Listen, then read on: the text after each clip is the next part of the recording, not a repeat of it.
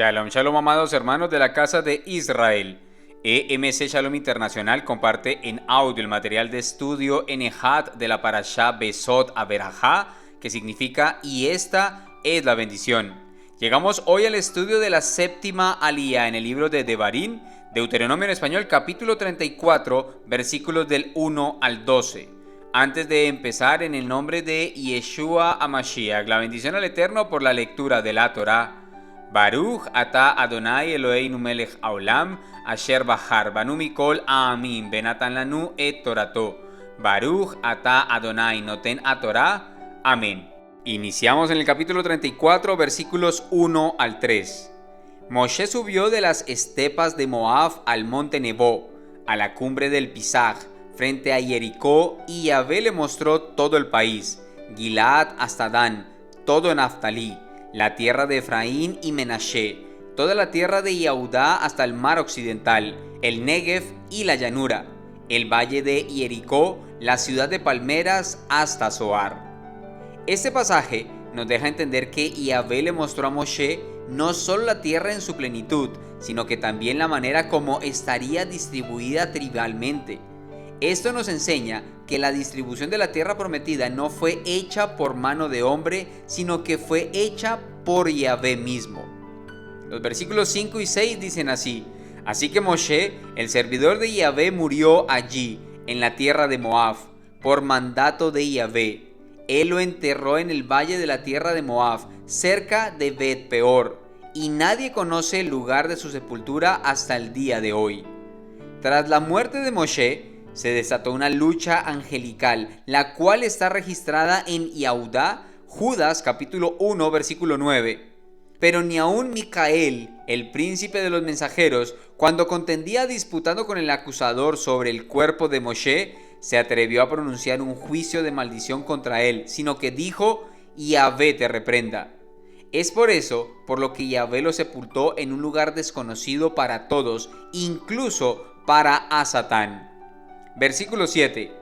Moshe tenía 120 años de edad cuando murió. Sus ojos no estaban oscurecidos ni su vigor menguado. El hecho de que Moshe muriera con esas excelentes condiciones físicas es la evidencia de una vida de completa entrega a Yahvé, pues él ha prometido en Teilim, capítulo 92, versículos 12 al 15: El justo florecerá como la palmera, crecerá como cedro en el Lebanón. Plantados en la casa de Yahvé, florecen en los atrios de nuestro Elohim.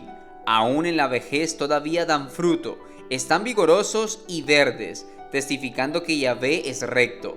Él es mi roca y no hay injusticia en él. Versículo 8. Y los israelitas lloraron a Moshe en las estepas de Moab por 30 días. El periodo de duelo y lamento por Moshe llegó a su fin. 30 días de duelo, de la misma manera que lo habían hecho por Aarón, como lo vemos en Bemidbar, Números capítulo 20, versículo 29.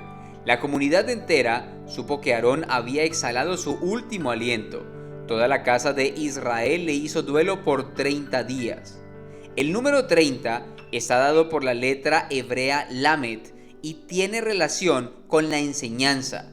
Esa era una de las tareas de Aarón y Moshe, enseñar la Torá al pueblo. 30 en hebreo es Sheloshim, del Strong número 7970, múltiplo del Strong número 7969, 30 trigésimo. Sheloshá, del Strong número 7969, que significa número 3, ocasionalmente tercero, triple, tercero, 3 veces, 300, decimotercero, al tercer día.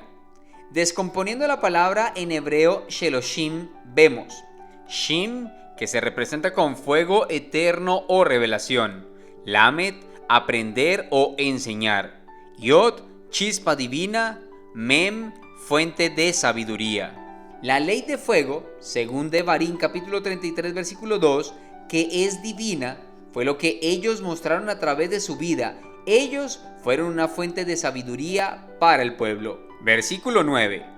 Entonces Yoshua, hijo de Nun, quedó lleno de espíritu de sabiduría porque Moshe le había impuesto las manos, y los israelitas le hicieron caso, haciendo como Yahvé le había mandado a Moshe. Una vez impuestas las manos sobre Yehoshua, él quedó establecido como el líder de la nación, con todas las herramientas espirituales necesarias. Esta práctica simboliza la consagración, así como la investidura de poder y autoridad sobre quien se aplica. Rab Shaul no comenzó su ministerio hasta que no le fueron impuestas las manos, como está escrito en Maaseh, Hechos capítulo 13, versículos 2 y 3. Una vez, cuando estaban adorando al Adón y ayunando, el Ruach HaKodesh les dijo: aparten para mí a Barnabá y Shaul, para el trabajo al que los he llamado. Después de orar y ayunar, les impusieron manos y los enviaron de camino. La imposición de manos es una doctrina medular y básica que deben conocer todos los iniciados en la fe hebrea. Esto dice Ibrim, Hebreos capítulo 6, versículos 1 y 2. Por eso dejemos atrás las enseñanzas elementales acerca del Mashiach y avancemos hacia la madurez, sin volver a poner el fundamento del arrepentimiento de obras muertas de la fe en Elohim, de la enseñanza sobre inmersiones, de la imposición de manos, de la resurrección de los muertos y del juicio eterno. ¿En qué consiste esta doctrina de imposición de manos y para qué o cuándo se usa? Primero, consagrar a alguien para el servicio a Elohim. Bemidbar, Números capítulo 27, versículo 23 dice: le puso las manos encima y lo comisionó como había hablado Yahvé mediante Moshe. Devarim capítulo 34, la primera porción del versículo 9. Entonces Yehoshua, hijo de Nun, quedó lleno del espíritu de sabiduría porque Moshe le había impuesto las manos. Maaseh capítulo 6, versículo 6. Los presentaron delante de los enviados y ellos, después de orar, les impusieron las manos. Capítulo 13, versículo 3 de Maaseh. Entonces, después de ayunar y orar, les impusieron las manos y los despidieron. Primera de Timoteo capítulo 4, versículo 14. No descuides el don que está en ti, que se te ha dado por medio de profecía, con la imposición de las manos del concilio de ancianos. Primera de Timoteo capítulo 5, versículo 22, la primera porción. No impongas las manos a ninguno con ligereza. Segunda de Timoteo capítulo 1, versículo 6. Por esta razón, vuelvo a recordarte que avives el don de Elohim que hay en ti por la imposición de mis manos. Segundo, llenura del espíritu de Yahvé. Devarim capítulo 34, versículo 9, la primera porción. Entonces Yehoshua, hijo de Nun, quedó lleno del espíritu de sabiduría porque Moshe le había impuesto las manos. Maaseh capítulo 8, versículo 17. Enseguida les impusieron las manos y recibieron espíritu de santidad. Maaseh capítulo 19, versículos 5 y 6. Cuando oyeron esto, se sumergieron para el nombre del maestro Yeshua HaMashiach, y cuando Shaul les impuso las manos, vino sobre ellos el espíritu de santidad y empezaron a hablar en otros idiomas y profetizaban. Tercero, bendecir a otros. Lo vemos en Bereshit, Génesis capítulo 48, versículo 14. Pero Israel alargó su mano derecha y la puso sobre la cabeza de Efraín, porque era el menor, y su mano izquierda sobre la cabeza de Menashe, cruzando así las manos, aunque Menashe era el primogénito. Bemidbar capítulo 6, versículos 23 al 27, la bendición arónica. Mateo capítulo 19, versículos 13 y 15. Luego le presentaron unos niños para que les pusieran las manos sobre ellos y orara, pero los discípulos los reprendieron y después de poner las manos sobre ellos, se retiró de allí. Cuarto, para sanar. Mordecai, Marcos capítulo 1, versículos 40 y 41. Y vino a él un leproso implorándole y de rodillas le dijo: si quieres, puedes limpiarme. Y Yeshua, lleno de compasión, extendió la mano, lo tocó y le dijo: quiero, queda limpio. Si analizamos con mayor profundidad el significado de este acto, podemos entender claramente lo expresado en 1 de Timoteo capítulo 5, versículo 22. No impongas las manos a ninguno con ligereza, ni participes en pecados ajenos, consérvate puro. Según estos versos, el caso de Moshe y Yehoshua es un acto de transferencia. Lo vemos en Bamidbar capítulo 27 versículos 18 al 21. Yehoshua, sucesor de Moshe. Aarón, por ordenanza de Elohim, también impuso sus manos sobre el macho cabrío. Esto aparece en Vaikra, Levítico capítulo 16, versículo 21 a la primera porción. Aarón pondrá sus dos manos sobre la cabeza del chivo vivo y confesará sobre él todas las maldades y transgresiones de los israelitas. En los manuscritos del Mar Muerto se atribuye a Abraham la imposición de manos en el momento de orar para sanar al faraón, al Paroj. Oré por él e impuse mis manos sobre su cabeza. La plaga fue removida de él, fue expulsado de él el espíritu maligno y él vivió. Es un acto muy delicado y de sumo cuidado. No podemos imponer las manos a cualquiera, ni podemos dejarnos imponer las manos de cualquiera. Al hacerlo, nos estamos identificando con la persona de la cual se está recibiendo la imposición de las manos y viceversa. No se debe dar liderazgo a cualquiera a la ligera, ya que al otorgar liderazgo a una persona que no anda en santidad, el que impone manos se hace partícipe de los pecados del que se le impone. Entonces, al aprobar a alguien como líder, se está aceptando que lo que hace está bien. Cuidado. Es imprescindible evaluar antes de actuar. Ahora bien, el ser humano normal tiene dos manos. Dos corresponde, primero, a la letra Bet, que significa morada o templo de Yahvé. Nuestras manos, que son dos, reflejan el accionar, el que vive en nosotros. Somos el templo de Yahvé. Segundo, es también el número de testigos que se necesita para declarar confirmando un asunto. Corintiyim Bet, 2 de Corintios capítulo 13 versículo 1 dice: Esta es la tercera vez que voy a ustedes, por la boca de 2 o 3 testigos se decidirá todo el asunto. Devarim capítulo 19 versículo 15: Un solo testigo no puede validar contra una persona cualquier culpa o delito, por cualquier ofensa que se cometa. Un caso puede ser válido únicamente por el testimonio de 2 o más testigos. Las manos son testigos de lo que hacemos o declaramos al imponerlas. Cada mano tiene 5 dedos. 5 corresponde a la letra Hei, que implica transferencia, exhalación, el habla o las palabras, dando a entender que fueron puestas ahí para dar, para hacer bendición y transferencia. Las dos manos suman 10 dedos.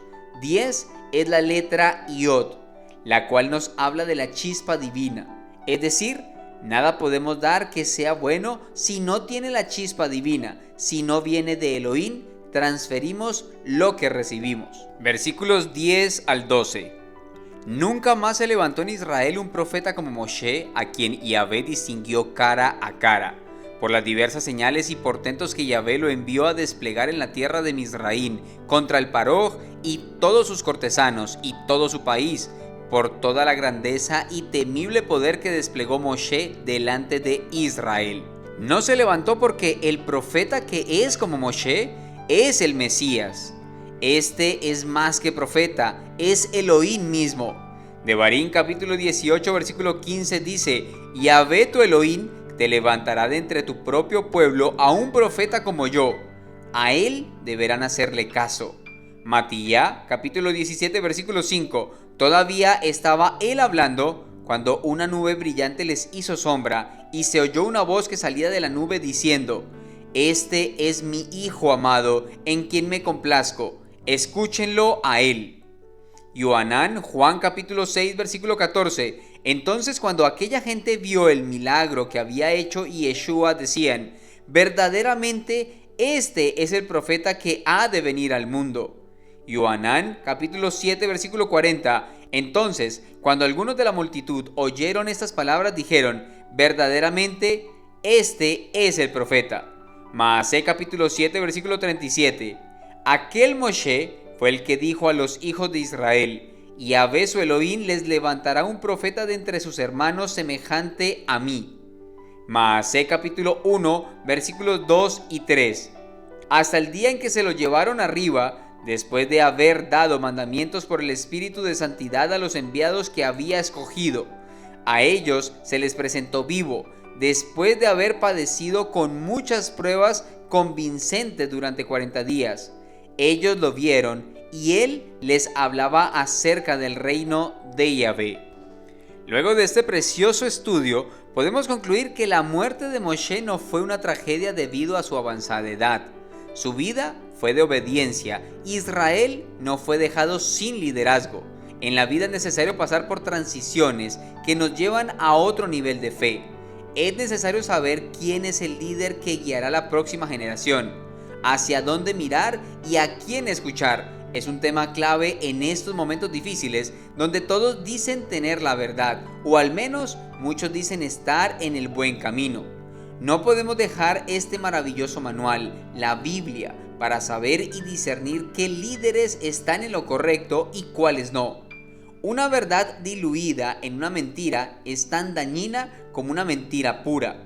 Hermanos míos, seamos sobrios porque estamos viviendo tiempos difíciles. Elohim mismo fue quien sepultó a Moshe. Devarim capítulo 34 versículos 5 y 6. Así que Moshe, el servidor de Yahvé, murió allí, en la tierra de Moab, por mandato de Yahvé. Él lo enterró en el valle en la tierra de Moab, cerca de Bet-peor, y nadie conoce el lugar de su sepultura hasta el día de hoy. La muerte de Moshe es mencionada en Yahudá, capítulo 1, versículo 9. Pero ni aún Micael, el príncipe de los mensajeros, cuando contendía disputando con el acusador sobre el cuerpo de Moshe, se atrevió a pronunciar un juicio de maldición contra él, sino que dijo: Yahvé te reprenda. Aquí hace referencia al conocido libro La Asunción de Moshe. El adversario alegaba que debía quedarse con el cuerpo, pues este era un homicida. Lo vemos en Shemot capítulo 2, versículos 11 al 15. Por homicidio, Moshe huye de Misraim. Esto nos deja una enseñanza más sobre la muerte de Moshe. No debemos blasfemar sobre las potestades que hay en el mundo espiritual. Hoy en día vemos personas declarando maldiciones sobre entidades espirituales. Esto los lleva al orgullo espiritual y a creerse fuertes en su fe, pero no fuertes en Elohim. Por eso, al enfrentarnos a entidades espirituales, lo que debemos pronunciar es que Yeshua te reprenda, ya que actuamos en su nombre porque vivimos sujetos a su nombre. También podemos decir que el Adón, el Señor, te reprenda. Podemos consultar Zacarías capítulo 3 versículo 2. Pero el mensajero de Yahvé le dijo al Satán: Yahvé te reprenda, Satán, Yahvé que ha escogido a Jerusalén te reprenda, porque este es un tizón arrebatado del fuego. Kefabet, segunda de Pedro capítulo 2 versículo 1. Pero hubo falsos profetas entre el pueblo, como también entre ustedes habrá falsos maestros que introducirán encubiertamente herejías destructivas, llegando aún hasta negar al soberano que los compró, acarreando sobre sí mismos una súbita destrucción. Kefabet capítulo 2 versículos 9 al 12. Entonces Yahvé sabe rescatar de la prueba a los piadosos y guardar a los injustos para castigarlos en el día del juicio, y especialmente a aquellos que andan tras las pervertidas pasiones de la carne y desprecian toda autoridad. Estos atrevidos y arrogantes no temen maldecir a las potestades superiores, mientras que los mensajeros, que son mayores en fuerza y en poder, no pronuncian juicio de maldición contra ellos delante de Yahvé, pero estos, maldiciendo lo que no entienden, como animales irracionales creados por naturaleza para presa y destrucción, también perecerán en su perdición. Que Yahvé nos otorgue bendición. Amén. Hazak, Hazak, Benit Hasej. Sé fuerte y que nos fortalezcamos. Gracias al Eterno cesamos ahora de nuestras actividades para concentrarnos en nuestro Rey Celestial. Les deseamos un feliz y bendecido día de descanso y conocimiento de nuestro Abba Kadosh, en el nombre que es sobre cualquier otro nombre, en el nombre de nuestro Adón Yeshua HaMashiach, Melech de Israel. Amén. Shabbat Shalom, familia.